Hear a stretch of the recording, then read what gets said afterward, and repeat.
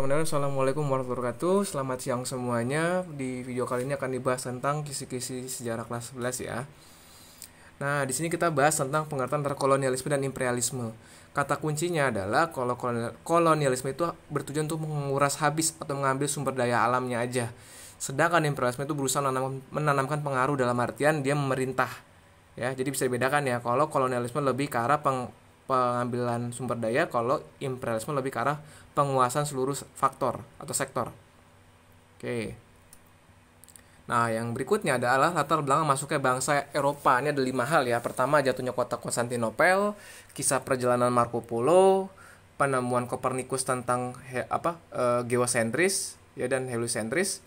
Keempat, penemuan kompas, dan yang kelima, semangat Reconquista. Nah, jadi bisa dikatakan kalau kedatangan itu karena ini ya, ditutupnya Konstantinopel ya, dan juga perkembangan ilmu pengetahuan juga seperti itu. Nah, sehingga ketika Konstantinopel ditutup, mau nggak mau bangsa Eropa pun berlayar mencari sumbernya. Mereka menggunakan teknologi kapal, navigasi, catatan perjalanan. Nah, akhirnya pun mereka melakukan penjelajahan samudra nih. Kita bisa lihat ya, ada 4 negara ya, 4 kekuasaan, ada Portugis, Spanyol, Belanda, Inggris ya. Dari warnanya berbeda bisa kelihatan. Nah, untuk rata-rata mereka punya jalur tersendiri ya. Misalnya kalau dari Spanyol itu mereka ke arah lewat Samudra Atlantik, lewat Amerika Selatan sampai nanti ketemu di Filipina. Sedangkan Portugis sama Inggris itu sama jalurnya lewat Afrika ya, ketemu di India. Sedangkan Belanda itu sama seperti Portugis sama Inggris, dan dia tuh bedanya ketika di Tanjung di Afrika Selatan itu lewat Samudra Hindia langsung, jadi dia motong, nggak lewat Kalkuta atau Goa itu tuh yang di India ya. Nah, jadi dia langsung kalau Belanda itu dia khusus menyeberang dari Afrika Selatan ke Samudra Hindia. Nah, ini ya peta-petanya nih, bangsa barat yang sudah sampai. Ada James Lancaster dari Inggris, Alfonso de Albuquerque yang ke Malaka, Cornelius de Houtman yang sampai di Banten, James Cook ya, pelaut Inggris yang menemukan Australia, Sir Francis Drake, sampai Sebastian Elcano dari Spanyol. Nah, kita bisa lihat ya. Nah, mereka itu bisa menjelajah karena apa? Karena tadi perkembangan teknologi maritim, teknologi perkapalan dan navigasi yang sangat berkembang gitu. Nah, berikutnya ini para penjelajah ya. Alfonso Bartolomeu Dias, Vasco da Gama itu dari Portugis. Yang atas tuh paling atas tuh Columbus, Magalhães, Elcano itu dari Spanyol. Berikutnya dari tokoh-tokoh Belanda. Itu ada link yang bisa kalian baca untuk lebih lanjut lagi ya, seperti itu. Nah, ini mereka itu sampai kebanyakan tuh kayak Vasco da Gama itu contohnya sampai ke Kalkuta atau India gitu. Dia sampai ke sana bikin pos, nanti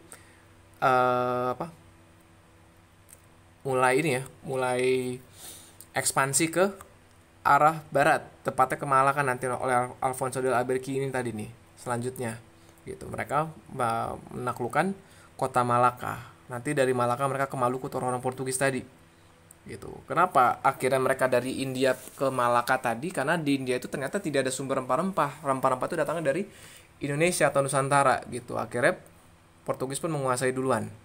Seperti itu ya. Ini tokoh-tokohnya kita bisa lihat ya. Nah, ini ada perjanjian Tordesillas dan Zaragoza. Jadi Tordesillas itu pembagian garis hayal ya antara Spanyol dan Portugis. Mengapa? Kedua-duanya itu mau nggak mau tunduk sama Paus ya. Paus itu pemimpin agama mereka ya, agama Katolik pada waktu itu, dan mereka mematuhi seperti itu. Kedua-duanya sama negara mayoritas, dan pengaruh Paus pun juga besar di kedua kerajaan tersebut. Nah, ini Tordesillas ya, ada bagian timur dan barat. Timur itu Spanyol, Portugis, barat itu Spanyol. Kita bisa lihat itu. Nah, selanjutnya setelah Tordesillas ada Zaragoza. Nah, awalnya adalah ketika Tordesillas tadi, baik Spanyol maupun Portugis itu sama-sama ketemu di Indonesia, tepatnya di Maluku. Nah, nanti ini udah kelihatan ya, kalau Spanyol bersekutu dengan Tidore, Portugis dengan Ternate, mereka perang. Dan lagi-lagi Paus pun mau nggak mau bagi kekuasaan mereka supaya nggak berebutan. Spanyol ke utara, hengkang ke Maluku, dan Portugis itu tetap di Maluku. Itu yang membuat perbedaannya ya, Zaragoza sama Tordesillas sama Zaragoza tadi seperti itu, dan mereka pun akhirnya patuh.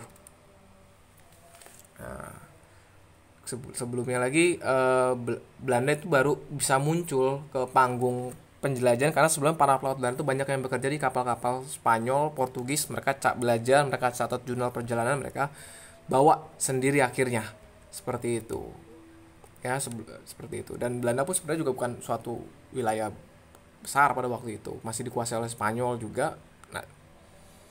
Nah ini dia, mereka pun akhirnya Belanda pun berhasil mengibarkan bendera sendiri ya lewat VOC, Maskapai Dagang Hindia Timur nama lainnya. Melalui awal dari ide siapa? Ini ketika Kones de Houtman ya sampai ke Banten, mereka bawa rempah-rempah, untung besar, dan itu memicu gitu kan ekspedisi selanjutnya gitu. Karena saking banyak yang datang dari Nusantara bawa rempah-rempah, otomatis harga rempah-rempah jadi anjlok dan rugi mereka, sehingga berpikir yaudah kita bikin satu badan usaha aja, ini semua Maskapai Dagang Hindia Timur gitu. Nah di sini saya lihat ya 20 Maret 1602 gitu. Nah nanti VOC itu ada penguasanya, perpanjangan tangan itu gubernur jenderal di wilayah kekuasaan. Di pusat itu ada Heren Zeventien ya, direktur 17, dan VOC itu dilengkapi hak oktroy atau hak istimewa gitu. Dan VOC pun akhirnya bangkrut nanti ya setelah kurang lebih 200 tahun berkuasa itu, karena beberapa hal, ada faktor internal dan eksternal ya. Internal tadi ke korupsi, eksternal itu karena Belanda itu juga dikuasai oleh Prancis nanti. Nah jadi kekuasaan Belanda itu dalam Prancis nanti di perang Eropa. Nah, di sini ada beberapa nah ini strukturnya ya, ada Raja Belanda, Dewan Heren Zeventien. Nah, 17 direktur tadi membawahi gubernur jenderal di Batavia itu pemimpin VOC di negara jajahan atau negara koloninya. Seperti itu. Masing-masing ada pembagiannya lagi kan. Nah, kita bisa lihat tuh kepala gubernur pantai utara, nanti kepala penguasa lokal dan seterusnya sampai ke rakyat biasa, penduduk desa.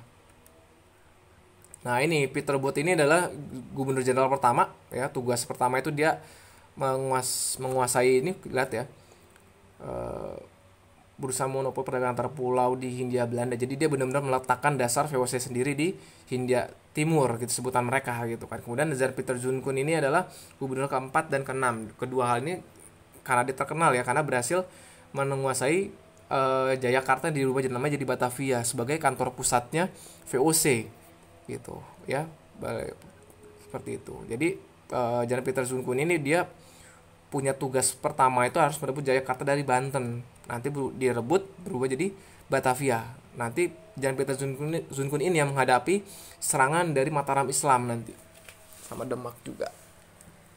Seperti itu, Mataram Islam nggak salah. Nah terus Peter Booth tadi juga punya kebijakan, diantara itu ya bangun pos perdagangan di Maluku, terus beli, awalnya tuh mereka tuh beli tanah dulu, beli sedikit sebidang tanah lah di Jayakarta gitu. Dan karena dipikir strategis, akhirnya pengen dikuasai nanti di masanya Jan Peter Zunkun. Dan gubernur jenderal ini bisa bikin perjanjian dengan penguasa lokal kayak negara lah pokoknya. Dia tuh punya hak istimewa mencetak mata uang, mencetak, merekrut prajurit, bangun benteng, perjanjian damai dengan penguasa, bahkan mengumumkan perang, udah kayak negara pokoknya, hak oktroy itu ya. Dan itu semua diawasi, mereka gubernur jenderal diawasi oleh Heren Zeventien, 17 direktur atau pemodal utamanya. Nah seperti itu. Jadi VOC itu biasanya sewenang-wenang ya, dia bikin perjanjian dengan penguasa lokal, menentukan harga, ini memonopoli lah untuk keuntungan mereka sendiri. Seperti itu, jual beli sama mereka aja, nggak boleh sama yang lain. Mereka yang melanggar bakal kena sanksi. Seperti itu. Dan itu tidak ada perjanjian tertulis juga sih sebenarnya gitu. Pokoknya mereka tuh menetapkan seperti ini gitu, harus dipatuhin akhirnya. Nah tadi ya hak oktroy juga. Selanjutnya, nah ini kita masuk masa di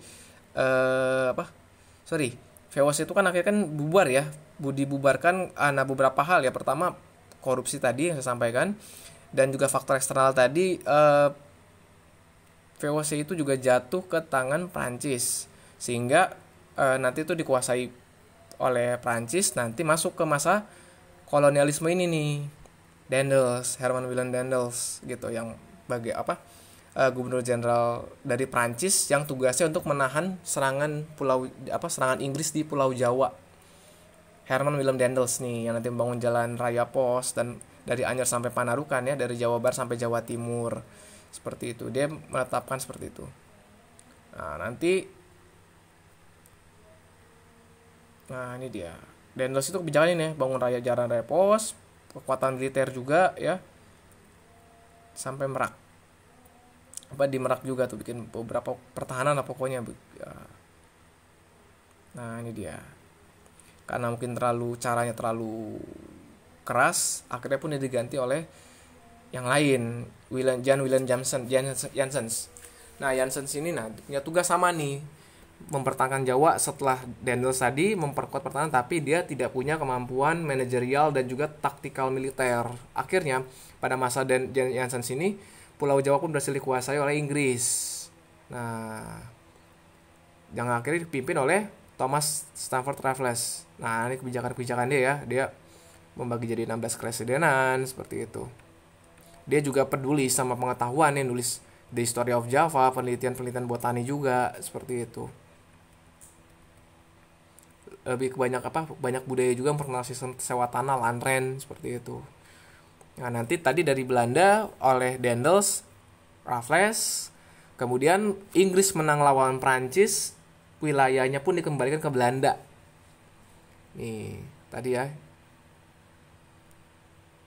di Raffles ini nih, warisan History of Java dan kebudayaan Bogor. Nah kemudian nanti ketika dikembalikan ke Belanda tuh mulai menerapkan namanya sistem tanam paksa mulai 1830 kalau nggak salah. Nah ini Johannes van den Bos, ketika itu kita lagi kosong kasnya dan butuh biaya besar, dan tanah jajahan Indonesia tuh ternyata subur dan banyak banget ragam tanaman yang ternyata laku di pasaran tanaman ekspor ya, seperti itu kopi, tembakau, tebu, teh, dan nila. Ternyata tuh untung besar ya, tapi tanam paksa pun banyak penyimpangannya. Nah ini protes nanti nih, yang akhirnya mau nggak mau 1870 akhirnya dihapuskan. Kenapa? Karena banyak yang nggak adil gitu loh perjanjiannya, dan itu dapat desakan dari kaum liberal dan humanis untuk segera mengurangi hal tersebut gitu. Dan juga satu itu, yang kedua juga tanam paksa sudah berjasa dalam memperbaiki keuangan negara Belanda, bantu bangun segala macam seperti itu. Ini juga sistem sosial ya, pada waktu itu ada 3 kelompok, ada orang Belanda, orang Eropa, kelas 1 Indo-Eropa dan Timur Asing seperti Cina, India atau Arab, kelas kedua dan kita Bumi Putra, Inlander gitu. Ini contohnya. Nah selanjutnya kita ada perlawanan rakyat terhadap hegemoni Barat, di antara perlawanan Maluku. Ini kita bisa lihat ya sebab-sebabnya adanya menolak kehadiran Belanda karena penderita di bawah VOC sebelumnya. Dulu VOC itu banyak banget kebijakannya, kayak pelayaran hongi, ekstirpasi, verpligten, penyerahan wajib, setoran wajib juga seperti itu. Ada dikuasainya Benteng Dordrecht oleh pasukan Belanda. Akhirnya rakyat pun berontak gitu, melawan dengan beberapa tokoh ya. Ada Kaki Ali, Kapten Hitu, terus nanti tadi Patimura, Sultan Jamaluddin gitu. Akhirnya pun ketika banyak tokoh-tokoh itu pun berhasil dipenjarakan dan dihukum mati oleh Belanda. Nah, kemudian ada perang Padri juga nih, pertentangan kelompok kaum adat dan kaum Padri yang sebelumnya perang saudara, kemudian kaum adat itu yang terdesak minta bantuan Belanda. Seperti itu. Nah, kemudian sama Belanda gempur Padri, tapi nanti satu titik itu kaum adat itu merasa salah dan bergabung sama Padri untuk melawan balik Belanda. Cukup lama perangnya dan memakan biaya, karena kenapa? Kaum Padri itu menganggap perang melawan Belanda itu perang jihad. Jadi membela agama gitu. Mereka meninggal pun gak masalah, mereka tewas pun gak masalah. Yang penting penjajahan dan Belanda itu harus pergi atau hancur. Seperti itu. Jadi semangat jihad perang itu muncul kalau di perang Padri. Kayak gitu. Nah selanjutnya ada perang Diponegoro ya. Ada beberapa hal Pangeran Diponegoro tidak suka dengan campur tangan Belanda, dan juga Belanda juga mengacak tanah menginjak-injak tanah leluhur yang ada makam keluarga Diponegoro. Dan Diponegoro ini sangat luas ya, cuma 5 tahun, tapi itu Belanda sangat kewalahan. Kenapa? Karena banyak tokoh-tokoh bangsawan yang membantu gitu, dan mereka juga perang gerilya gitu, serang hilang. Akhirnya pun mau nggak mau Belanda bikin namanya strategi benteng Stelsel benteng gitu. Dan juga sayembara Stelsel benteng itu kayak bikin pos-pos kecil dengan jalan, jadi ketika ada serangan tuh pasukan tuh bisa dengan cepat tuh datang gitu. Memang efektif untuk mengurung gerak gerilya, tapi satu sisi itu butuh banyak biaya banget, tentara, uang segala macam tuh habis-habisan Belanda di perang Padri sama perang Diponegoro ini. Bisa lihat ya. gitu. Nah, selanjutnya di Banten juga ada. Nah, kalau VOC di sini divide et impera, pecah belah dan kuasai. VOC ini mengasut Sultan Haji, anaknya Sultan Ageng Tirtayasa. Seperti itu. Ini strateginya VOC nih, sangat licik gitu loh, memanfaatkan konflik internal. Dan biasanya VOC itu baru bisa ikut ketika ada satu pihak yang membutuhkan bantuannya. Dan ketika dibantuin itu tidak ada yang namanya makan siang gratis, pasti ada konsekuensi dan hal yang diminta oleh VOC. Seperti itu. Ya, ini. Akhirnya bapaknya pun ditangkap dan dipenjarakan gitu. Banten pun dikuasai oleh VOC.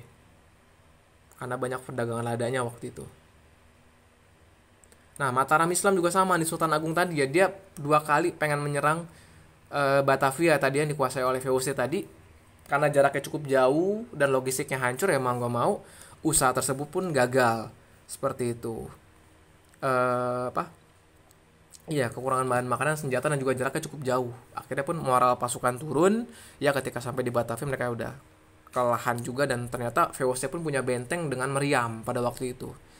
Seperti itu. Tapi usaha Sultan Agung pun perlu kita apresiasi dan kita pelajari gitu, ambil hikmahnya. Nah, selanjutnya ini ada perjanjian Giyanti dan Salatiga yang membagi-bagi kerajaan Mataram Islam jadi Yogyakarta, Surakarta sampai sekarang. Nanti dibagi lagi perjanjian Salatiga, ya, Kesultanan Jogja, Surakarta, dan Mangkunegaran. Seperti ini ya, yang hari ini kita kenal. Kemudian nanti ada perang di Palembang ya. Ketika Kesultanan Palembang itu ngelawan Belanda. Kenapa sih Belanda juga ke Palembang, ke Sumatera juga? Pertama, Palembang itu punya sumber daya alam berupa timah, dan timah itu nilai ekonomisnya tinggi. Seperti itu. Sultan di Palembang tuh ngelawan. Seperti itu. Ya. Nah, mereka melawan tentunya. Terus ada juga di Bali ya.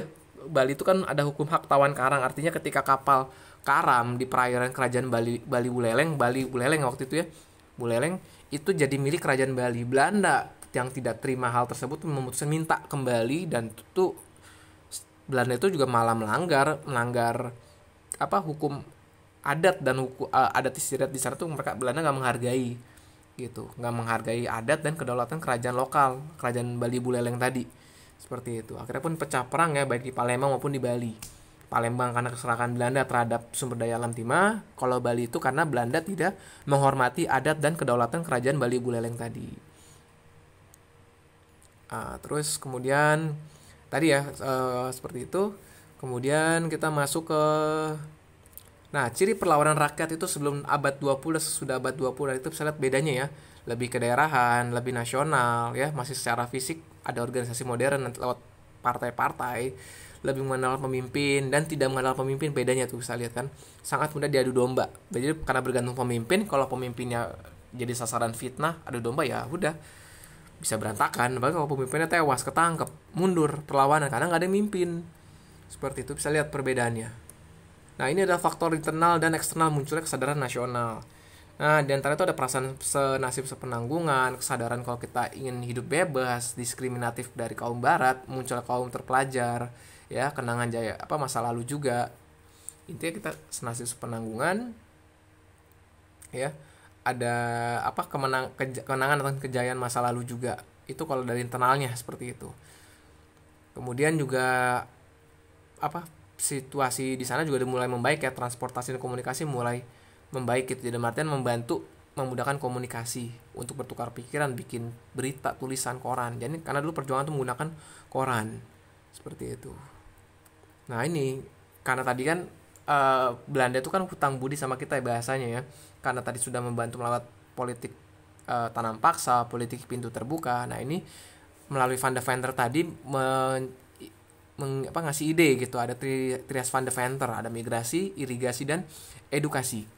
Seperti itu. Tujuannya apa sih ya? Memang baik gitu, perpindahan, pengairan, pendidikan, tapi ada maunya Belanda juga gitu. Misalnya kalau untuk edukasi itu bikin sekolah itu supaya ada tenaga terdidik yang bisa baca tulis hitung, calistung. Seperti itu. Nah, masuk kita masa pergerakan organisasi nasional ya. Ada Budi Utomo. Nah, nih Budi Utomo itu didirikan untuk menghimpun dana beasiswa untuk golongan priai Jawa rendahan supaya dapat pendidikan barat. Budi Utomo lebih fokus pada bidang pendidikan dan budaya. Ya, awalnya belum langsung politik, tapi lebih ke arah pendidikan dan budaya karena kata kunci pendidikan itu adalah yang menjadi dasar munculnya kesadaran nasional. Nah, selanjutnya ada namanya Sarekat Islam. Nah, Sarekat Islam ini juga kan organisasi pedagang yang awalnya tuh gara-gara persaingan ya dengan pedagang-pedagang Tiongkok ya atau Cina, pemerintah yang lebih pro pada mereka mau nggak mau gitu kan. Udah, karena masalah stratifikasi sosial itu mau nggak mau kita bersatu semua pedagang yang agamanya sama ya, kelompoknya sama kayak bergabung. Dan gerakannya pun jadi meluas, Sarekat Dagang Islam. Kemudian kata dagang pun dihapus menjadi Sarekat Islam. Seperti itu. Awalnya pedagang ya, kemudian jadi Sarekat Islam supaya lebih luas lagi. Nah, berikut ada Initiative Party. Initiative Party ini adalah organisasi partai India ya yang didirikan oleh orang Indo-Belanda, Dowes Dekker atau Dr. Setiabudi. Ya, mereka mendirikan majalah Indonesia Merdeka pada tahun 1924. Jadi, perlawanan tuh lebih ke arah pemikiran, ide-ide mereka melewati tulisan. Dan dianggap sebagai perintis pergerakan nasional di era modern lah pada waktu itu gitu. Karena sudah mulai menggugah kesadaran orang. Seperti itu. Nah, selanjutnya ada namanya PI, Perhimpunan Indonesia. Nah, ini dibilang radikal ya. Karena kenapa radikal? Karena menggunakan kata Indonesia. Uniknya di masa ini sudah ada kata Indonesia, artinya sudah mulai muncul kesadaran nasional. Seperti itu. Kemudian, nah ini Sumpah Pemuda nih. Sumpah Pemuda tadi, baik Initiative Party, Perhimpunan Indonesia itu, dan Sumpah Pemuda itu membangkitkan rasa nasionalisme. Seperti itu. Nah, ini artinya menunjukkan bahwa batas-batas kedaerahan, sifat-sifat kedaerahan itu dikorbankan untuk kepentingan nasional. Satu bahasa, satu bangsa, satu nasional, seperti itu. Mereka menginginkan merdeka dari sini 1978 momentumnya sampai ke proklamasi akhirnya nanti.